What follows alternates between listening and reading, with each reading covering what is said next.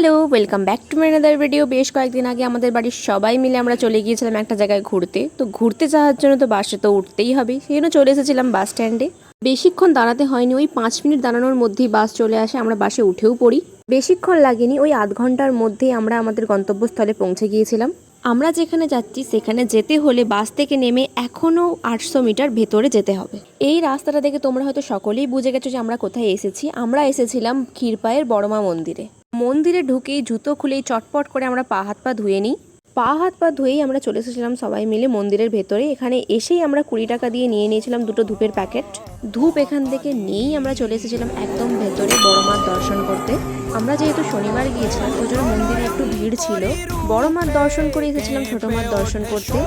আমার এইটা নিয়ে সেকেন্ডবার এই বড় মার মন্দিরে আসা। তোমরা কারা কারা এই ক্ষীরপায়ের বড় মার মন্দিরে এসে মায়ের দর্শন করেছো প্লিজ কমেন্টে জানিও। বড় মার দর্শন করার পরেই বাইরে থেকে যে লাল ধাগাগুলো কিনেছিলাম আমরা সেগুলো এক এক করে বাঁধছিলাম নিজের মনস্কামনা জানিয়ে।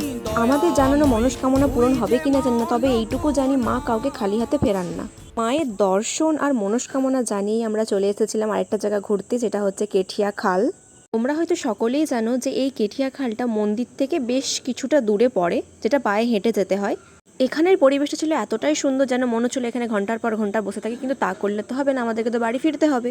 চললাম বাড়ির দিকে। ক্ষীরপাই বাস স্ট্যান্ডে এসেই দেখি এখানে গরম গরম বাবরসা ভাজা চলছে। ওখান থেকেই নিয়েছিলাম একটা বাবরসা, যার প্রাইস নিয়েছিল 10 টাকা। তো যাই হোক, আজকের মতো এইটুকুই, দেখা হয় পরের অন্য কোনো ভিডিওতে। টাটা।